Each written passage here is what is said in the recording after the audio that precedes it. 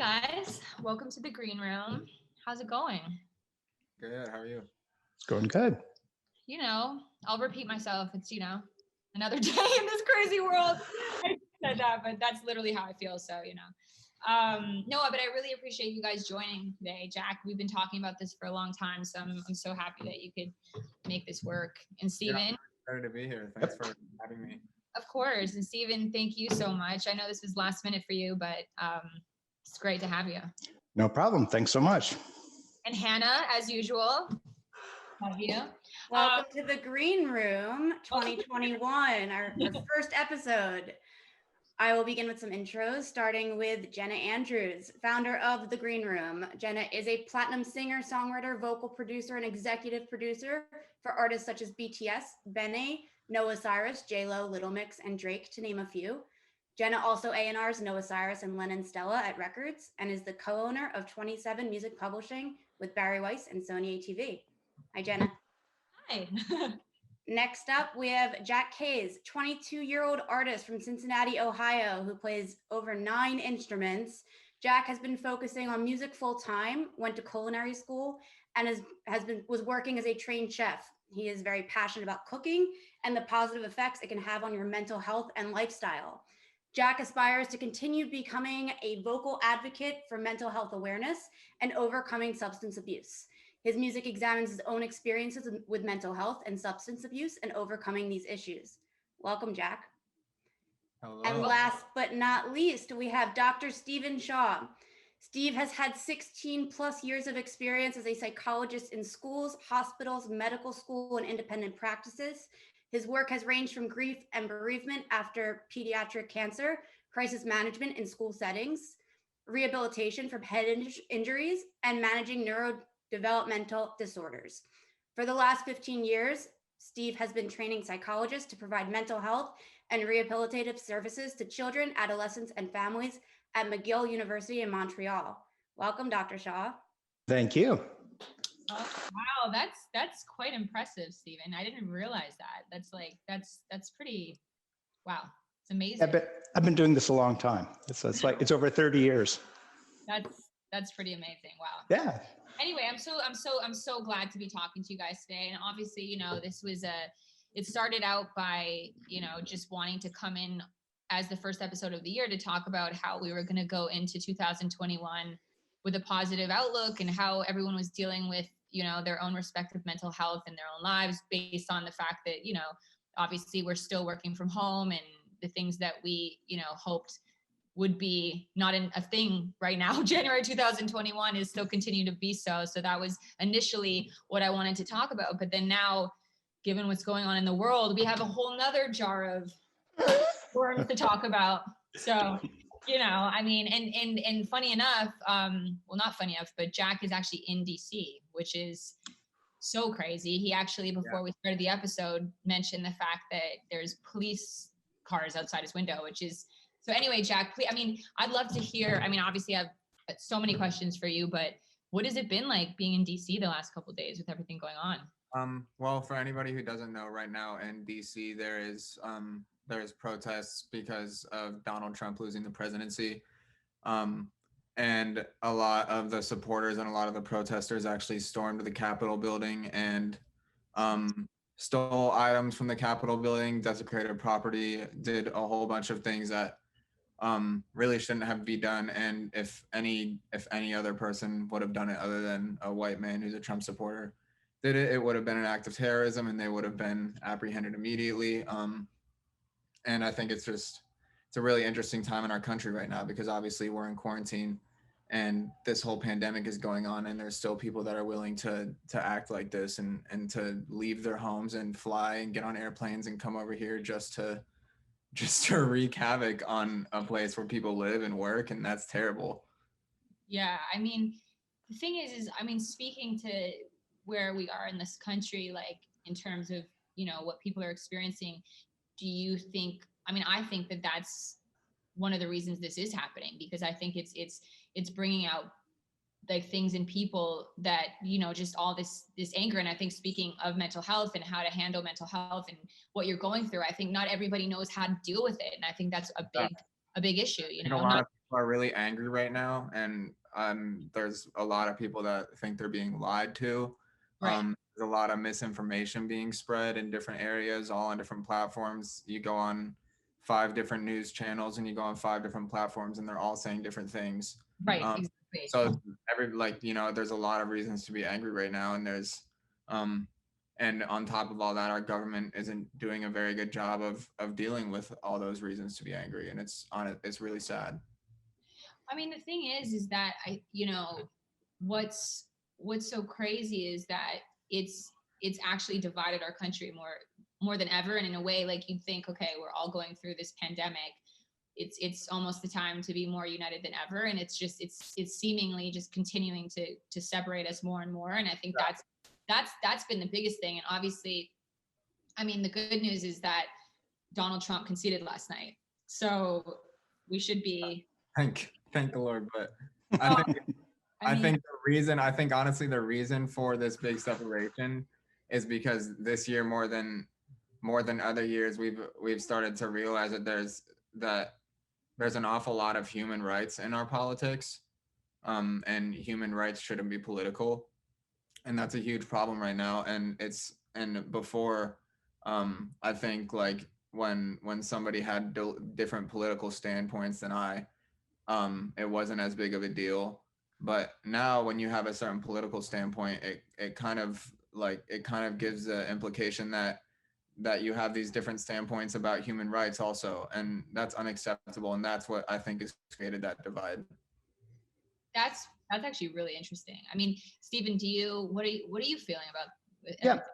Well, it's incredibly frustrating and actually pretty scary, but people become very vulnerable to misinformation and being used for political power when they're frustrated. People's lives are not really great. We have an economy that only works for really the top 5 or 10%. Everybody else is frustrated, and there are no good answers.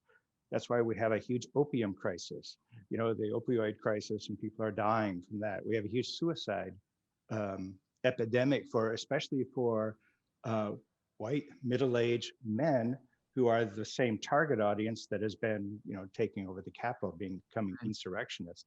So I think people with all of these issues and no one willing to take on the problems, those people are extremely vulnerable to misinformation, to getting radicalized, as it were, just to going crazy. So if we don't have good options for people, they will be very vulnerable to this sort of misinformation and being used by those in political power. And it's created a huge set of headaches just as a culture.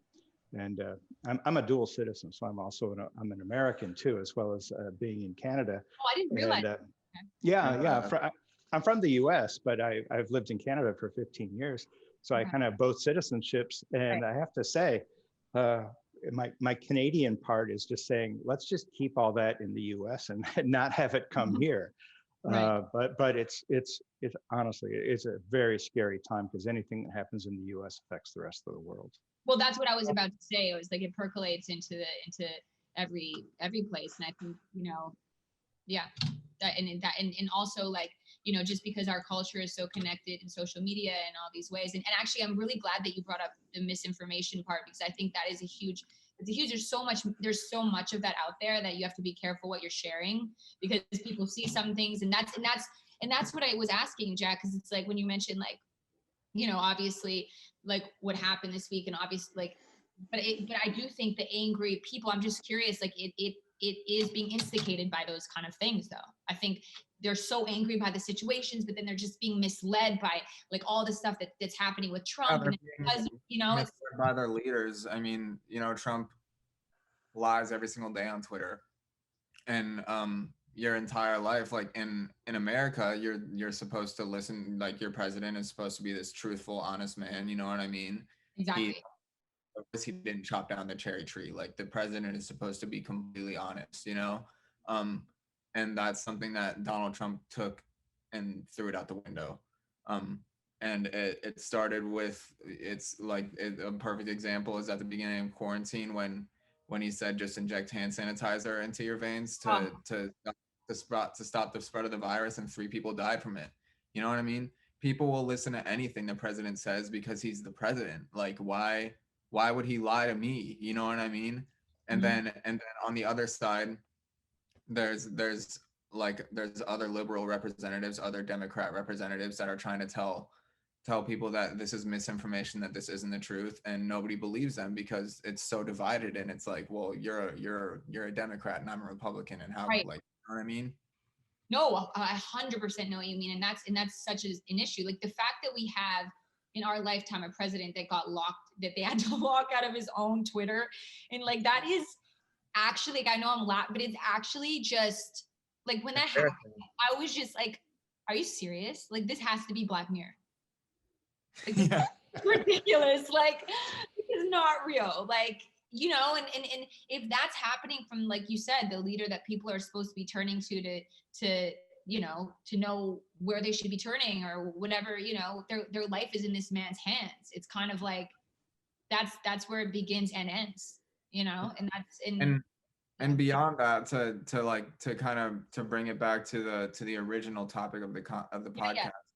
podcast, our lead, like, our government right now hasn't taken any priority in taking care of people, like physically and mentally. So it's left a lot of people in a space where we're just not getting the care we need, and that's another thing that a lot of people are angry about.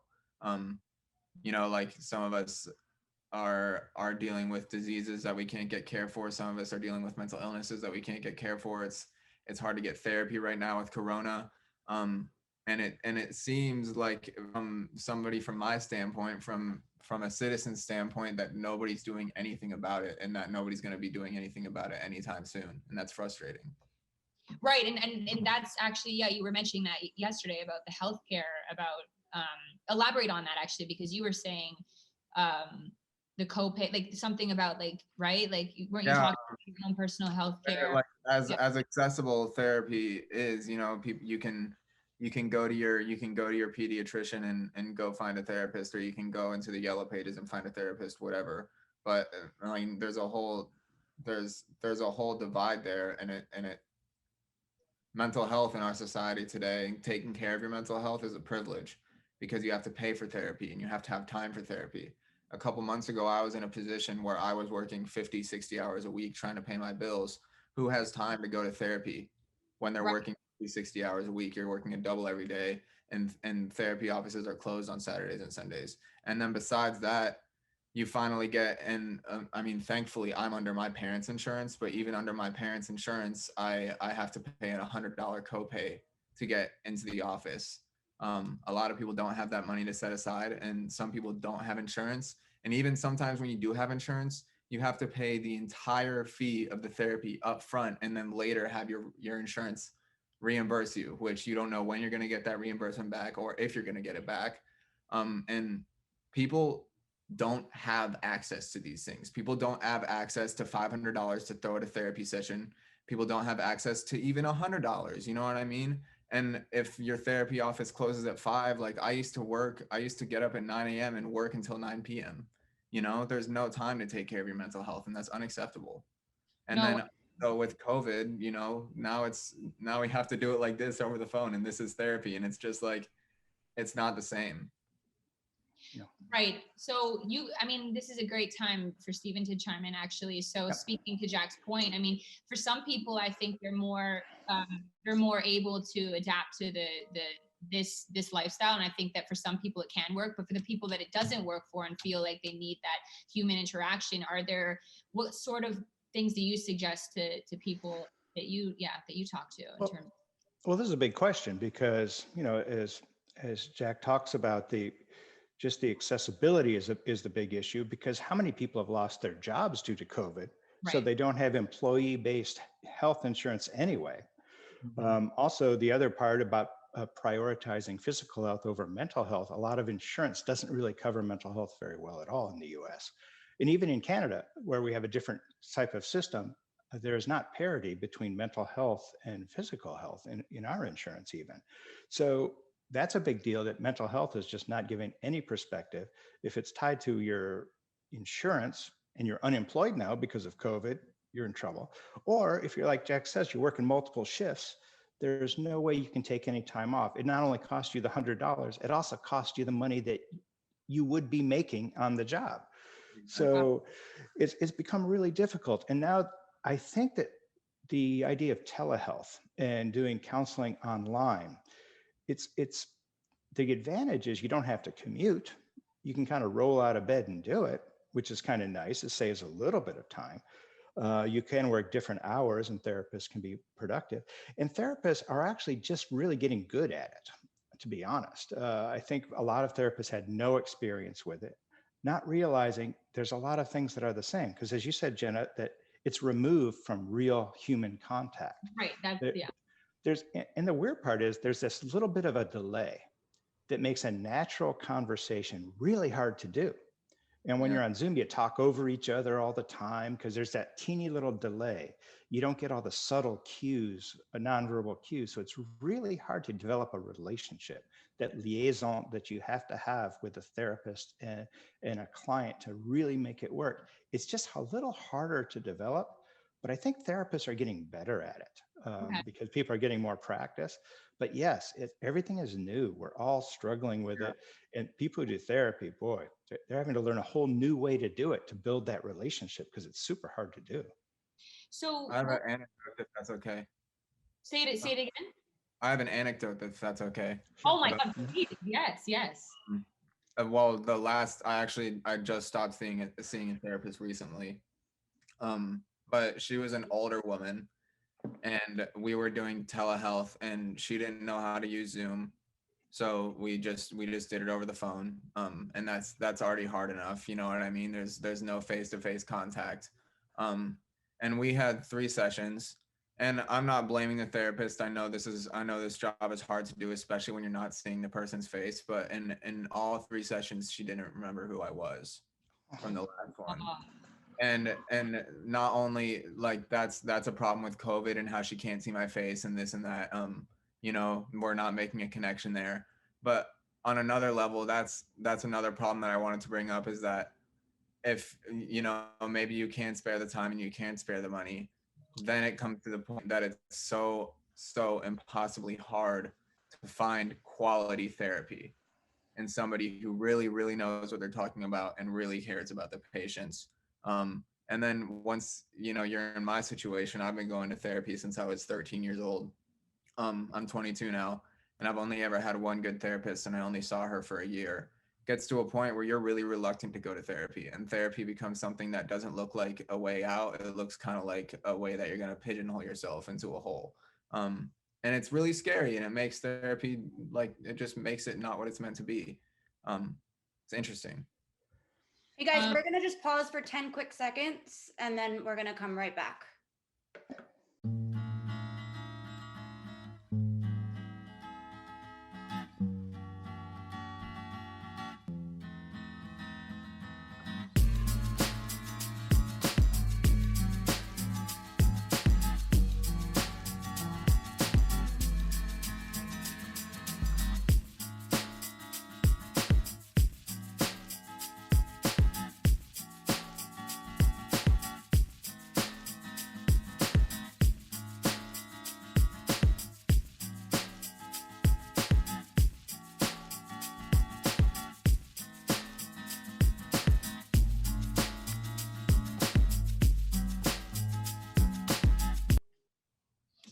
Yeah. So elaborate, Jack. So based on that experience, like, do you feel now,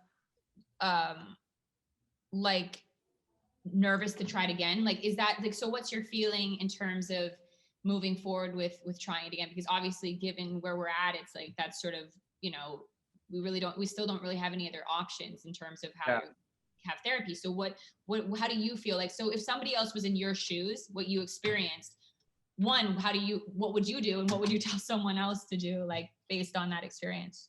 Well, I honestly, I wasn't sure what to do in this situation. I just stopped seeing the therapist. It's a really hard situation. I think honestly, the hardest part about it for me is just going through it and not really have any, like, you don't have any resources to help you out with that. You don't have anybody that's going to do something about it. There's nobody to hold accountable.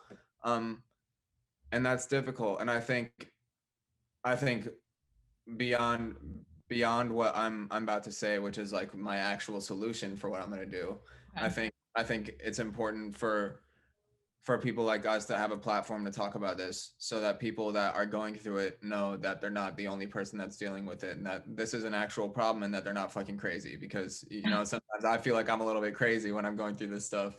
um but actually right now I took a break from therapy just because my career is on a whole thing right now, and we're dropping a lot of music soon, so I decided to take a break from therapy because it's such a transitional point, and I didn't want to have to deal with the stress of it again.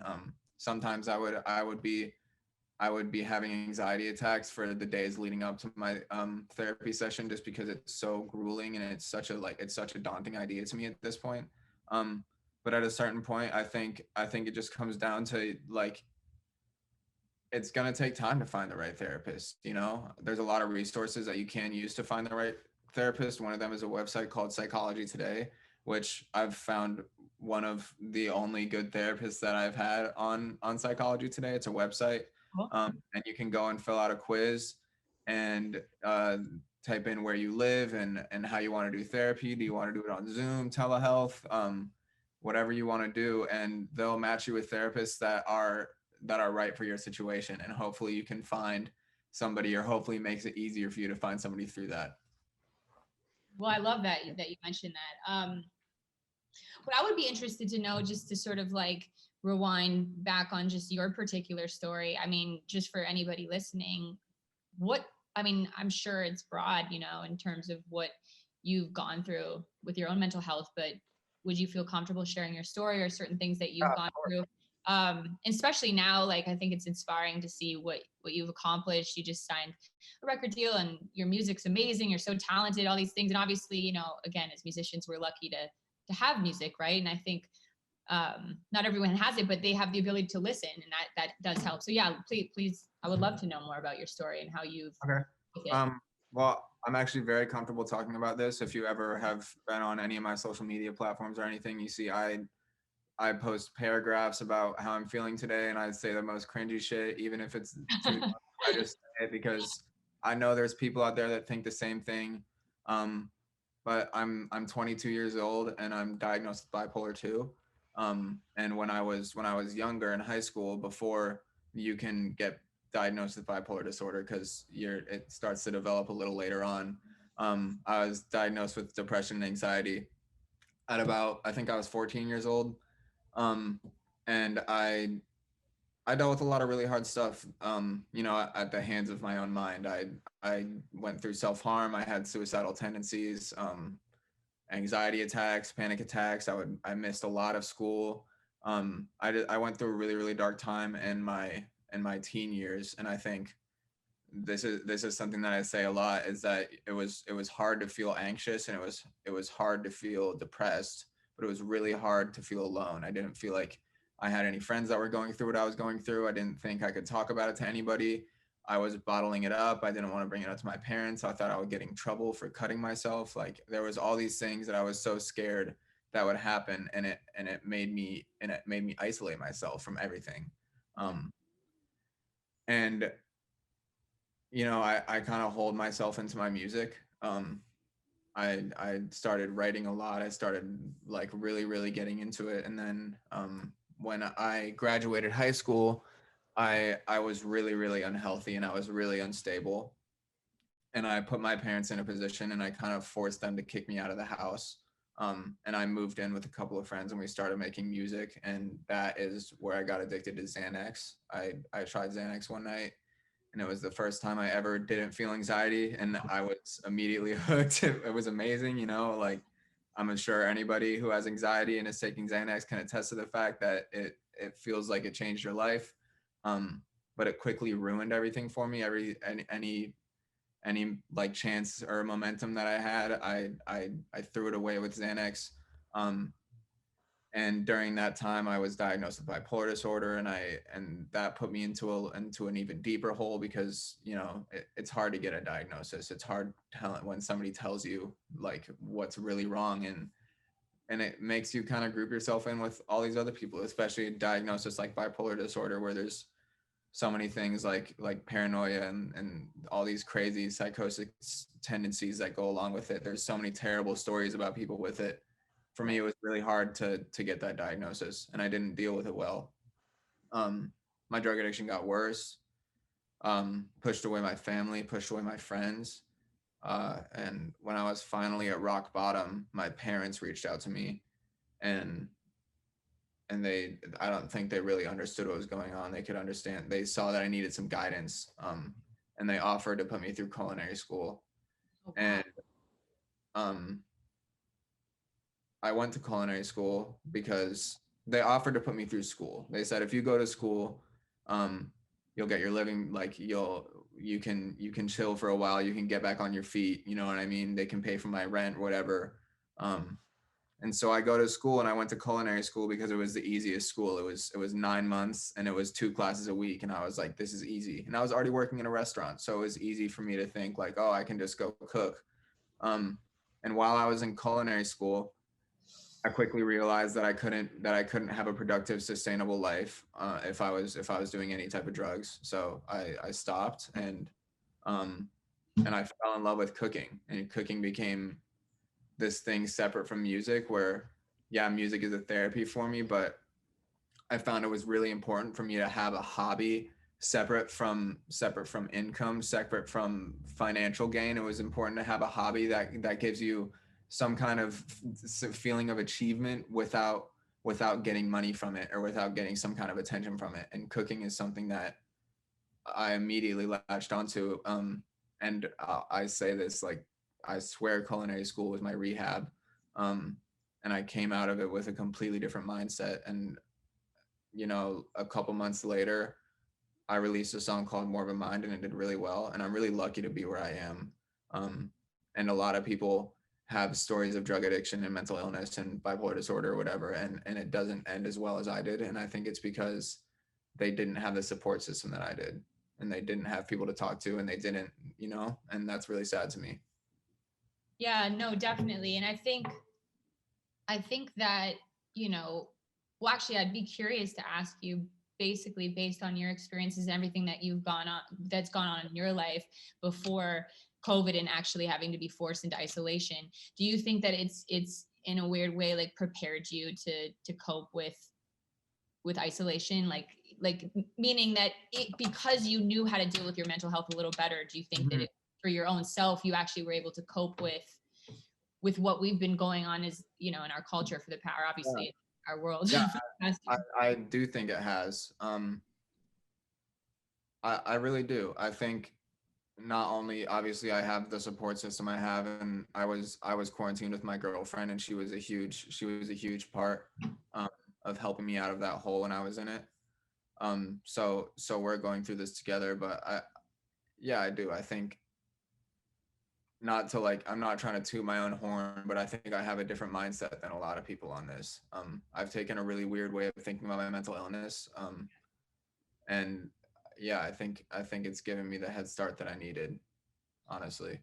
And I think that's really inspiring for people listening too, because exactly, you know, what you just mentioned in terms of just, you know, obviously having different types of mental illnesses, it can be, people feel ashamed to admit it, or they don't know how to deal with it. And so many, you know, different people there's so many levels of mental illness. Sometimes you don't even know you have, you know, like, and that's the thing. And I think to hear someone like you, especially, like, gone through it and come out on a lighter side, and also have such great things going on in your life, it's like, this is one of the reasons why I, like, wanted to do a podcast like this, because I feel like for people tuning in, going through it, they can actually be like, oh, okay, well, that actually inspires me to know that I can also make change and also come out of it, like, a place. I mean, it's really, it's a series of steps that you can take to put yourself in a healthier situation. And that's all it really is that I took the situation that I was in, and I took a step back for a second, and I saw it, and I realized how unhealthy it was. And I made the changes that I need to make it more healthy. And people can do that. And you can look at your life and analyze it and see, oh, well, what's bringing me down and what's pushing me forward, and then do more of what's pushing you forward. So, Stephen, like, just in terms of your position and people coming to you, like, what have you found? Have you found an increase of people just not knowing how to deal. Well, obviously that's obvious. People don't know how to deal with what's going on now, but what is your been experience with people's? Well, it's just our current environment with COVID and insurrection and all that. It's messed up everything. It's disrupted everything. So even though, as Jack's talking about this, he's talking about some really important things. One is aloneness, and that affects the therapy too, because when you're trying to get a therapist, one of the most important thing is that it doesn't matter almost how good of a technical therapist there are or what type of therapy. It's do you have a relationship? Do they make you feel less alone? That's the biggest thing. And it might take you 4 or 5 or 6 therapists to find one that makes you feel less alone. I mean, forgetting your name, that'll make you feel lonelier than being by yourself. I mean, God, that's terrible. But you need to have that. But what you're seeing now is what people need. Kids, I work mostly with children and adolescents, but they need safety and security and routine and the little rituals we have for kids. That's a big deal. It's a big deal for adults too, but for kids, that's the only thing. For adults, we need a little bit of the opposite too. Freedom, ability to move around, to think for ourselves. We kind of have to have both balanced out. Well, this COVID's thrown everything, it's just a mess. And so what Jack's talking about, one of the best things that people can do. Now, not everybody has a good support system. Not everybody has a talent to go to as a foundation.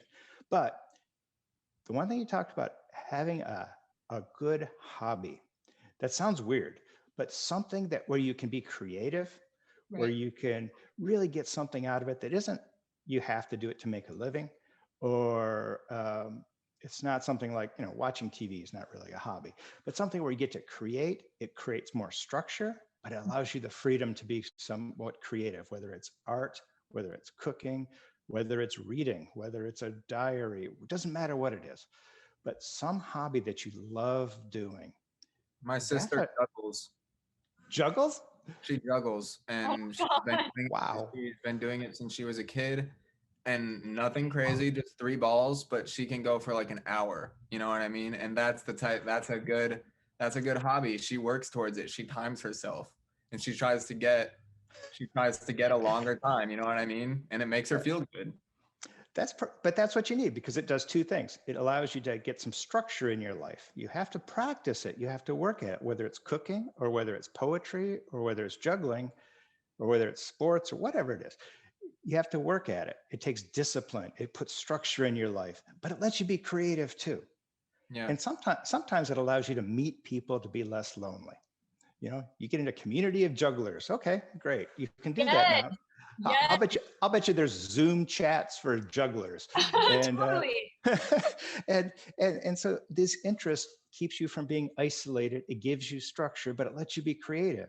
Now, those are things that anybody can do, whether you're super talented, whether you have support, it can help. It just allows us to feel a little bit safe, gets us away from the ugliness of the world, and allows us to get structure, but be creative. And when you can do all that, I'm not saying that's the whole answer, but it really does help. It really makes it easier for all the other things to work. I like the fact that you work with children though, like to me, even what Jack said when he started experiencing his anxiety and depression at 14 and wasn't able to necessarily identify it. Like what we go through as kids is so formative, and that we have no idea what it's going to do to us as adults. So like the fact that you're like, children need safety and routine. Like I think those things like bleed into us as adults. So I think that naturally, if we don't have those things or don't understand how to, like deal with the things that are going on in our minds when we're kids, because it's so unfamiliar. You just feel these ways, but you don't really know why. Into an adult, that's when it starts to get really serious, honestly, because, and then also too, like, again, that's why I'm always saying, like, talk about it, don't be afraid of it, because so many people have it, and people that you look up to, like every person I know, every artist, everybody, like there's nobody that I know that doesn't go through some sort of mental health issue, right? So for me, it's like as kids, it's like you feel like why do we feel so embarrassed? And yes, it's feeling more accepted now, but like, it's such a weird thing to think that why shouldn't you just be able to say like, I have serious anxiety, but like the fact that as a kid you're just so afraid to tell your friends that is a problem going into an adulthood.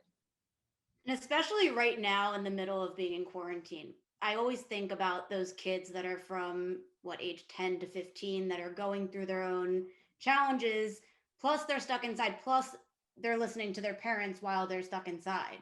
So, what kind of advice would you guys give kids that could be watching or listening in the future who are stuck in isolation in their families' homes and going through all of these thought processes? Oof, it is hard because you are isolated. But to me the biggest thing that really does help is to kids need to not only be supported and not feel alone, but they also need some sense of agency, that they have control over something. So you want to make sure that they have some control of some aspect of their life. And it's kind of hard when you're home because you're kind of regimented by your parents in some cases. But you got to let them make some choices. The kids have to make choices, have some control over their lives. Because all this, I'm not even talking about trauma that typically happens, but the COVID, and now we have a government in some sort of chaos. This just makes you feel really insecure about your safety, your well-being. Give kids as much control as they can, even if they're really, really little kids. Give them some sense of control, such as, if they're teeny tiny, you can say something like, do you want to brush your teeth first or you want to put your pajamas on first? It doesn't really matter, but they get to choose. That's really and so as they get older, then the situations and the choices become serious or more substantive.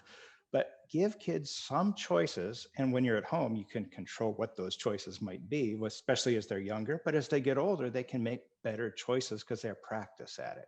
But it's just hard because now that they're at home, they don't get to make those natural choices that they would on a playground or in school or wherever else because they're stuck. But they have to get practice making good choices and feeling they're responsible for it. They have some agency and some control. Because right now we feel all of us feel a little bit out of control. So it's really helpful for the kids.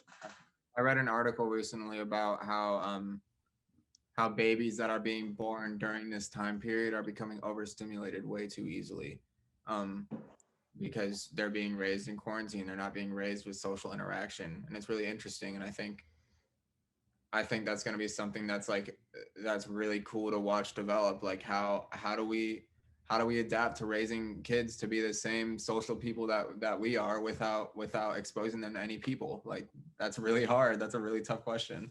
Oh my God, you know what? I'm so happy you just said that, because literally my thought as you were talking about that is kids and just like fundamentally helping them grow up as people and these things that, we have to help, the decision making, that's all that stuff that you were saying, is like, it made me think, wow.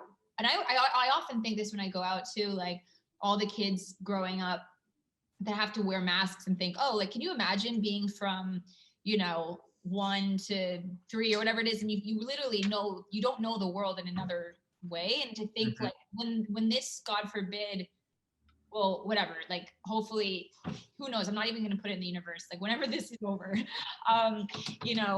what are those kids going to feel like? Because I think, are they even going to know how to interact with people, like, oh, sorry, that's so weird. Are they even going to know how to interact with people? Are they going to even know how to, like, how to function without a mask? Is that going to give them anxiety to be able to just be in public without having a mask on? Think about it. We know life without a mask, but for them, they think, oh, this is so normal.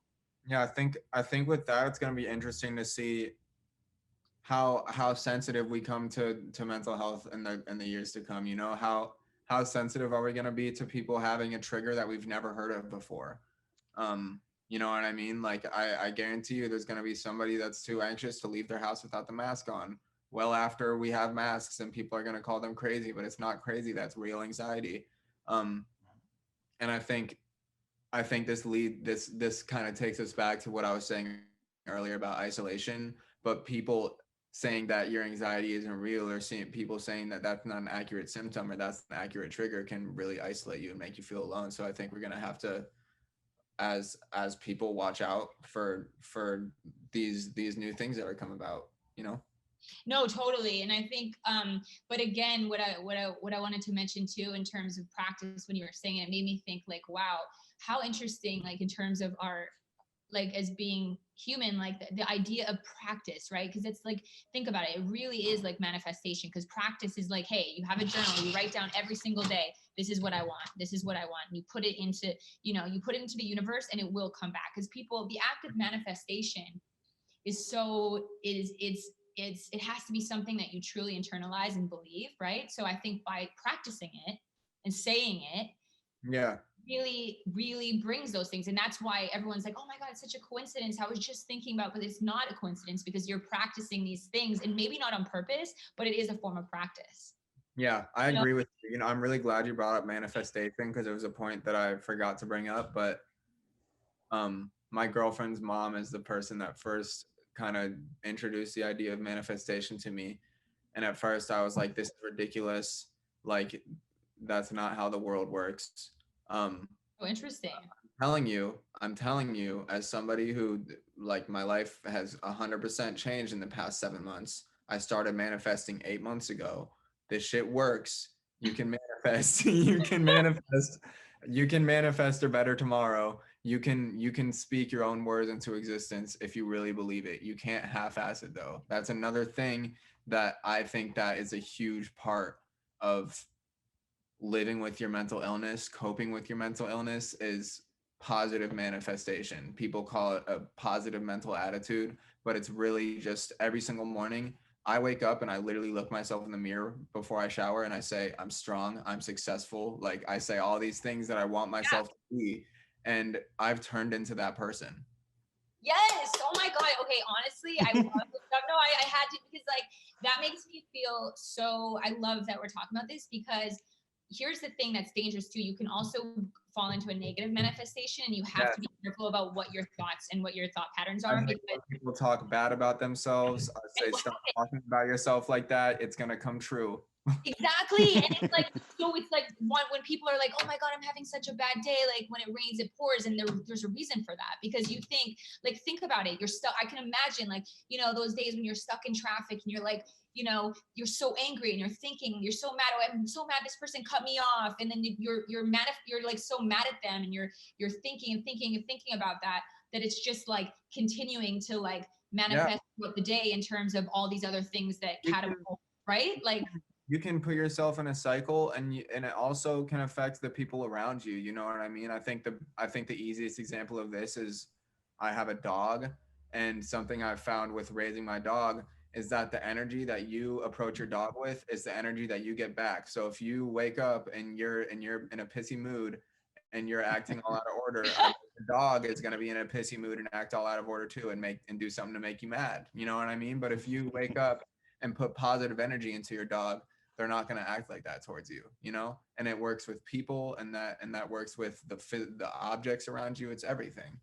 No, I mean, listen, I 1000% agree. In fact, like, I don't know, I'm just bringing these examples up to, and again, not to be, this is not negative, but it's just, to me, very real. Like, for example, like when people harp and they're hypochondriacs, and they're like, oh my God, I'm so afraid to get sick, and I'm going to take all these vitamins. And I'm just like, you find those are the people that normally get sick, and not because, and I feel like you see these people, like my mom, for example, like she never ever goes to the doctor. She's like, she smokes, like all these things, and she never sick. And it's like, but she doesn't think about it. You know what I mean? There's something, she's not purposefully manifesting that, but because she's not thinking, oh, she's like, oh, I'm invincible, I'm never gonna get sick. Guess what? Chances are she probably will never get sick. Like, she's feeding the universe. You know what I mean? And I really think sometimes we're not even aware of our thoughts, to the point where, like, that's why it's so hard to actually believe in, because people are gonna be like what Jack said. He's gonna say, well, I don't believe in this because seems like whatever, but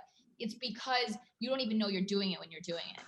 You know what I mean? Manifestation isn't real because you don't think manifestation is real, but I believe this shit's real and it works for me. So, like, believe it. But when you turn it into a positive thing, and I always agree, like, for example, every time it's like, you know, again, I'm going far now, but every time it's like 11, 11 or like 12, it's like, I always screenshot it because for me, whether or not whoever believes whether or not those numbers make sense or whatever, but for me, that's positive. So I think I see the numbers 11, 11 and I screenshot it into my notes. And I think, okay, that's a version of me practicing like feeling positive and feeling like the universe is on my side. So I feel good about that. And because of that, I feel that that will help me feel better about my day. I think that's a perfect example of that. Yeah. And I'd really agree. I think manifestation is really key. What do you think, Steve? I mean, I know it's interesting. I've never actually talked to like a therapist about what their views on manifestation is. Like, yeah, I'm curious. Well, we teach, you know, usually adolescents around high school. One thing we try to teach them to do is it's a kind of the obvious and young person version of that, which is goal setting. You know, Right. not just goals for like academics, but goals for social, emotional, how you're feeling. You teach them that. And that there's actually like lesson plans on how to set goals. And we do that all the time with kids. But as you get older, it becomes a little bit different. When you do manifestation, what you're really looking at is it becomes very subtle and that you start looking for opportunities that you might not see other places. So Right. when you have these goals and as you get older, the goals become more abstract. I'm going to wake up in a better mood. I'm going to, Right. you know, these little things. I'm not going to get sick. Well, in and of itself, no, those don't solve problems, but it allows you to change your behaviors just slightly. It allows you to look for the good things. It allows you to take advantage of opportunities that you might let go in another situation. So this subtle way of thinking, it builds upon itself. And like you're saying, in a positive cycle, because it can go negative too. It can Yeah. go in a spiral where all you're looking is for, you know, if you're looking for crap, if you're looking for crap in the world, you'll find it. It'll affect you. But if you're looking for the good, because you've set a positive tone, you'll find it also. And that's going to lead to more good, more better things, whether it's your emotion, your employment, your job, your hobby, your relationships. When you're looking for the good, you will find it. But if you're looking for the bad, you're going to find that too. So it takes practice. And we start with kids younger with very obvious, observable goals. And then it becomes more subtle as you get older. It's, well, I'm not going to engage in an argument with somebody because I'm going to be in a better mood and look for their positives, not the things that annoy me. That's, that's a good one. Yeah, because you know, if you're in a relationship, you're with somebody, and the chances are they're going to really annoy you a lot, especially if that's what you're looking for. But if you look for the stuff that's positive, that could be the exact same behavior, but you see the positive thing, and that keeps you from having fights and keeps you married a long time and all that kind of stuff. But you know, that's what you're trying to do.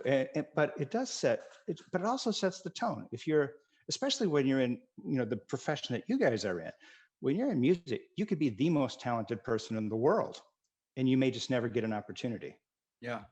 But if you're looking for it, if you're subtly thinking, I'm going to be a success, you are looking for those subtle things that pick up, giving more and more opportunities for you to be discovered or find something, and good things happen then. So I don't think it magically occurs, but it changes you just very subtly. And when you have a mission, when you have a vision, when you have goals, that kind of can crowd out and overcome a lot of mental health issues. Now, I'm not saying it's a cure or anything like that, but it can sort of crowd it out, and more of your mental energy is spent in the positive ways to go, in positive thinking, and good things happen, more positive thinking. You still have bipolar, you still have depression. However, they don't affect your ability to function in life quite as much. So yeah, I'm not saying it's not magic. It actually really does affect your perception and your behaviors very, very slightly.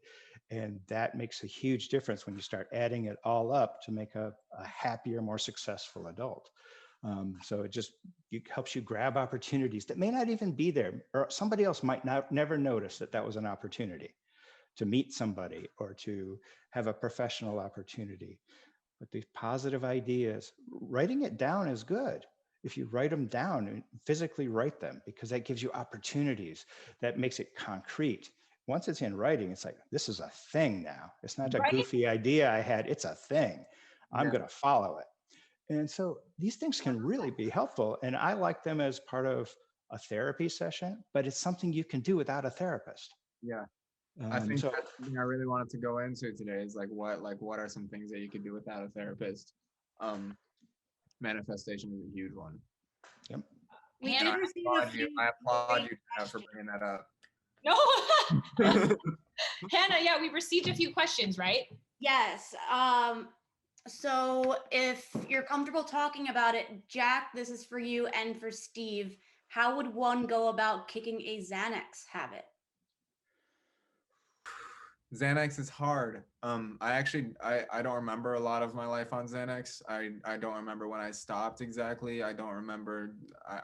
It's really really hard, and I think something that's hard is that like sometimes if you binge like I did, I used to take one and forget and take another one and forget and keep going. Wow. And that's what's really scary about it is that you if you were in the situation like I was, you did not know what was going on. I remember trying. I never went to real rehab, obviously, but I remember trying to remember things, and like sometimes I would try to remember for a certain period of time. I would try to just be conscious, and I would lose consciousness, and I would come back into it and be upset with myself, and it went on for a really long time. But I talked earlier about when I went to culinary school, and I credit that to kicking my addiction.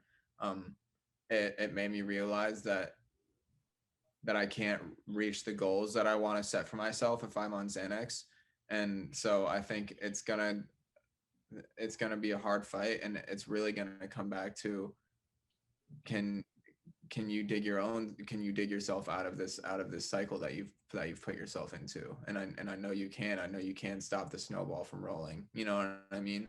um Surround yourself with a routine, give yourself some structure, find something that's healthy to do, go on a run every morning, make sure like give yourself a list of things to do every single day, and don't let go of those things. Make sure you do those things, make sure you remember doing those things every single day. That's something that helped me.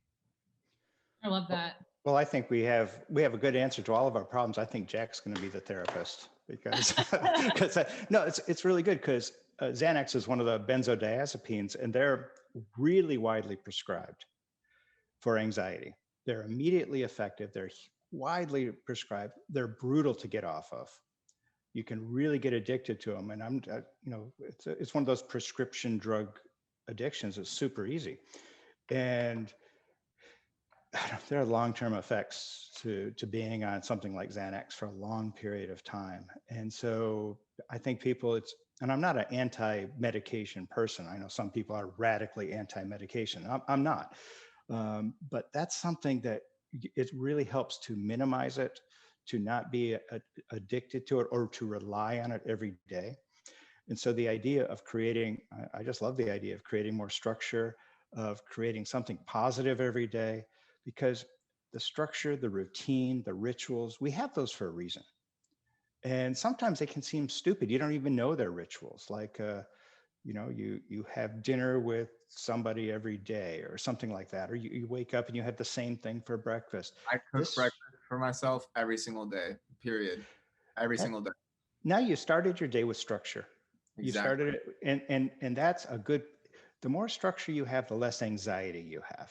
And the less anxiety you have, the less you feel the need to have a medication response to it. Because as Jack says, it can be a really negative thing. Some people it works great for. I'm not saying blanket that Xanax and related drugs are bad, but they can be complicated. So I'm a big fan of start your day off with structure, whatever it is. It doesn't even have to be anything that takes any skill. It could be make your bed. It could be scratch your dog. It could be, it could be anything, but make it a routine that when your day starts out with structure, there's not a lot of room for the stress and anxiety to get in. The positive thoughts help too. But Can I say one more thing to the person that asked that question? Pardon me? Flush I'm the sorry. pill.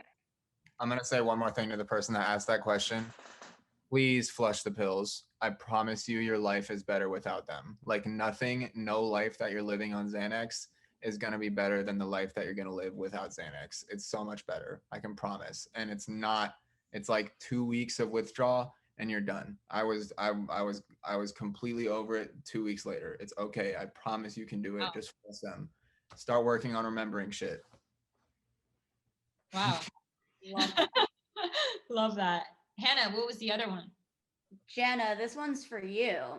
Why do you think a lot of artists deal with so much anxiety? I mean,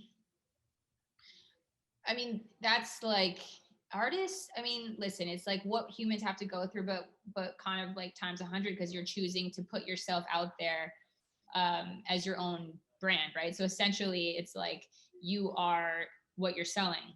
So I think when you're basically putting yourself up to having to be criticized, right? Because at the end of the day, we're not good with that. We don't want to hear, like, no matter what, you can't expect everybody to love you. That's never going to be, you could be the best artist in the world. In fact, when people always love you, it's probably not a good thing anyway. You want people to like, there's always something to be said about somebody that love and hate you as your music because it's having an impact. But as when it's you that's receiving those comments, whether it's like, any sort of thing, I mean, it could, now I'm saying comments on YouTube, Instagram, social media, but I mean, from the test of time, however you're receiving these criticisms is really hard on people. I mean, think about it. I mean, it's like being in high school, being bullied, somebody saying you're ugly or you're not good enough, you're not smart enough, you're not cool enough. It's the same thing as an artist, but you're hearing it constantly because, that's just the nature of our business. And we choose to put ourselves through it because we love it so much. And I think that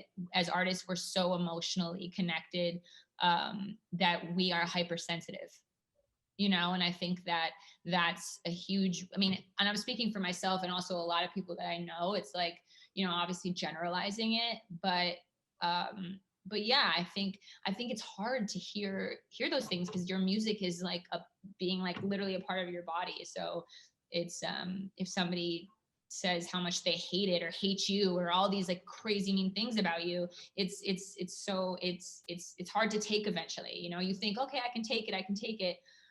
And honestly, like I've also gone through like severe panic attacks and stuff. And I think, one thing I will say is that like when you have these things, you think you're handling them and you're like, okay, it's fine. Next day happens, it's fine. And all of a sudden you have this crazy panic attack out of nowhere and you think, what's happening? Am I dying? And you're like, no, it's just accumulative amounts of time that people are hurting you and you don't understand what it's actually doing to your body until it really does just, start to fall apart. And that's why, unfortunately people lean on drugs and alcohol and things like that because it's a coping mechanism, right? Because it's like an easy fix because you think, oh, I'm so stressed or and another reason is all the pressure. They're in your schedule too. It's like, when there was touring, it's like you're always on the road. You're always like, you're just killing your body all the time. And it's very taxing on your body. And it's, how we started this conversation to say, Jack, I think, Jack, you said like, sometimes it's like when you're working, yeah, you did. You said when you're working so much, you just, at the end of the day, you're so tired, you don't have time for therapy and you don't have time to work out. Like I always say, it's like, you wake up and you're like, I literally have to choose, can I sleep a little longer or am I going to work out? Because I only have like this much of a window. And I think that pressure on somebody, if you're not treating your mental health or you're not paying attention to yourself, that's how like you start to really build up anxiety and fear and all these type of things because you're not taking care of yourself. And this business is just relentless. And there's never like a marker where you've like, okay, now I'm here, because that's just not the way artists see it. You never arrive. So you're always, even when you have one accolade, you got to chase the next thing. And it's like, until you like for your entire life, you'll never arrive. And that's the game. Right. And I remember before I had any success as an artist, I was always like, oh, but when I make it, like, oh, but when I sign that deal, like everything's gonna be cool. Like when my song does 1 million streams, I'm gonna be happy. And then my song did 1 million and I signed the deal or whatever, and my mental illness was still there. Exactly. And I was like, what? I always say there's no ceiling in the entertainment. And listen, I will say, to some extent, that's what can create brilliance, and I think pain And unfortunately, those type of things connect to people because there's so much of it in our world. And I think that because we're putting it out there in our music, people really feel it. And I think there's something to be said about that. But at the same time, just because you're going through pain doesn't mean you need to rely on alcohol and these type of things, right? I think there's other ways to deal with it, in which, you know, that's why we're doing this conversation, because I think all the things that we've suggested are ways to practice feeling better through all these things, because those things won't go away. These are just part of life, and especially as an artist, it's like that will always be there. So it's like you have to deliberately choose, hey, you know what? I can't do this session, or I can't do this meeting, or I can't do this because I have this hour to do my therapy, or I have this hour to go work out. Like that is really hard to do. You know, like it really is. Yeah. I Boundaries. yeah, it is. I find it so difficult. So it's like, you know, I'm almost telling myself, I'm preaching to myself, but it's not easy. It's not an easy task, but I think if you do put it into practice, it makes a massive difference. It goes back to the structure conversation that Steve had, that we need to create some sort of structure. I know for myself early on in quarantine, I chose 3 tasks a day. And Steve, it's similar to what you were saying. It was water the plants. I mean, I would just, even if it was so simple, I just needed to know that I was accomplishing something before I started work. Yeah. Making your bed. Yeah, exactly. Which we got a bunch of comments as well. I just want to go through a few of these. Jack, people want a cooking show from you. We're working. Cooking show. Good idea. Steve, more people want you to work with more artists if you are not already. People think your work would be very appreciated and valued in the entertainment industry. Oh, that's nice. And we did just get a comment that said, wow, I'm not an artist or in the industry. I'm a med student and can totally relate. I wish more people could really see the show. I had no idea it's on a different level with artists. Props to you all. Aw, that's so cool. That's nice. Thank you so much. And then we got a question that may be a good way to end this, which is, I mean, it's so hard with this kind of stuff because we could talk about it for hours. Literally, and honestly, and I will say, and Hannah, I'm not cutting you off. I want to listen to this last question, and I'm glad that your mom. This is why what she's here for. She keeps us in check. But what I will say is that this is to testament of mental health and talking about it. Like, I want to say that the reason why we could go on for 8 hours or the rest of the day is because, wow, like what a cathartic process. And this is why people like therapy. And I think there's something to be said about trusting people. It doesn't even need to be, you know, a trained therapist necessarily. I'm sorry, Steve, I don't want to say being at a turn. I agree. But I think if there's a friend or a family member, anybody that you trust and you're going through it, rather than repress a feeling, I think talk about it, you know, because think of, like, even this, like, wow, like it feels so good to go into your day. You think, wow, I feel so much better, you know? I really agree. That's something that I'm really trying to do with my platform and everything, is like make people more comfortable talking about this. You know what I mean? There's no reason that you shouldn't be comfortable talking about this. We all have friends, we all have family. Confide in somebody, you know what I mean? Like, fucking DM me. I get a lot of DMs. I'll try my best to answer it, you know, but I really do talk to some of the people that DM me, and I try to help them through their problems as best as I can. Like, talk to somebody about it. I promise you there are people out there feeling just the same way. No, and it's 100%. I think that that's so great that you're doing that, Jack. And I really commend you for that. And I respect it. And I think it's really important. I do believe, going back to manifestation, that stuff will help everybody feel better about, you know, like, it doesn't matter if we're doing it in baby steps, right? It can be like one person that you change their life, but you know what, that one person that matters. That's a big deal. And they're going to carry that energy with them. Yeah, and our world is small, you know what I mean? Like, it's big and small, and this is the kind of thing that can really help bring us together. And if we can just make a little bit of a change, like, it really feels good. So yeah, I think that's the one thing that I always suggest. Like, just don't hold it inside. Talk about it.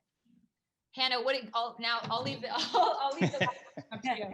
Well, obviously it's been a heavy week, but we do have a question of what are you looking forward to in 2021? So on the topic of manifestation, what are we looking forward to? Oh, Jack, who wants to go first? You can go first, Jenna. Oh, I knew you were gonna say that. It's such a. What am I looking forward to? I mean, naturally I would say like for our world to be in a place that feels recognizable again. But more than that, I feel like yeah, to somehow get back to a place that feel like, forget all the vaccine and all those kind of obvious things. I think it's more about like really looking forward to having people feel less divided. Like that's the thing that sucks the most, because I'm all about that. I want to feel like there's like a lighter spirit in our world, and feel like there's less hate and less anger and less sadness, and that's like, I really mean that, because I think it will, you know, I think that's, again, another thing is to say that's what people call karma, because I think that stuff, it's really like scientific if you think about it. It's physics. Like how can that not make a difference? Because if you, even down to the fact of Trump being out of office and having somebody that's more positive and leadership that we actually can respect and trust and believe that is like a good person, that's going to mean a lot for everybody. And I think that, yeah, I hope for that, because I think it in turn will affect all of our lives, you know, like not only just like for the reasons that are obvious, is what I'm saying. That's awesome. Yep. Yeah. What about you guys? I actually have a long list of things I'm looking forward to for this year. Number one, it's President Biden taking office. Let's go. You know, man, I love that. My career is just starting. I've been working on my music for 5+ years now, for a long time, and I'm finally getting a chance to really make it into something. I'm excited for that. I'm excited to spark positive change. I'm excited to drop more music, you know, and at the end of this summer, I finally am moving out to LA. So I'm really excited for that. Oh, yay. That's amazing. I love that. Yeah, I'm super pumped. It's pretty cold in DC right now. I'm ready. Yeah, trust me, it's freezing in here. What about you, Stephen? I'm pretty simple. I always keep it about the same, which is anything you can to ease suffering in the world, that's what you do, and that's what you're hoping for. And we have a lot of suffering to ease. So it's a big ask, but every little bit, every corner, every little speck that you can do to ease suffering, that's what you go for. And just on our other level is, boy, I'd really like to hug somebody. I'm not even a hugger. Oh my God. I don't even like hugging people, but I want to be hugging people when this is over. Wait, oh my God, I actually love that. Wait, I was trying to see, do we have the hug? Wait, I was going to do this. Pretty funny. Oh, we can do a thumb. Yeah, I'm not a hugging person typically, but I miss that, and I want to do that again. You know what? To your point, I want to hug again, and I want to feel not awkward. Like even when Hannah, she visited me over the holiday break, and it was funny because it's like, do you hug somebody? Like, it's like so weird. It's like I want to go back to when you have to ask if it's okay to hug you. You know, like, yeah. Hey, can I hug you? Is that weird? Back, like, get away from the good old pound because of the alcohol. Hannah, what are you looking forward to? More empathy. I think, to keep it pretty simple and short, I think empathy is necessary right now and would be very much appreciated moving into the new year for everyone. I love that. It's a big one. Well, guys, thank you so much. This has been amazing. This is like I love this, and I'm really excited that you guys were a part of it, and it's huge, I think, for our lives, and it's such a good feeling, and I'm hoping for people that are listening too, and watching, that it had some sort of impact on their lives too, and I I can't tell you enough how much I appreciate it. So, well, thanks for having me. I'm really happy to be here. And I will post this probably in the next 2 weeks. And when I post it, I put a donation link up for the Jed Foundation. So anybody watching or listening, anything that, they feel comfortable, or you guys feel comfortable giving back to the Jed Foundation, everything will go back to mental health, which is what we're here for. But yeah, I'll obviously put it on all our social media accounts, and I'll send it over to Jack and you, Steven, and feel free to post on your guys' as well. And yeah, that's it. Perfect. Sending all good vibes. Okay. Thanks so much. Right, Good job. It's great to meet you. Great to meet you. Right. Bye. Bye-bye.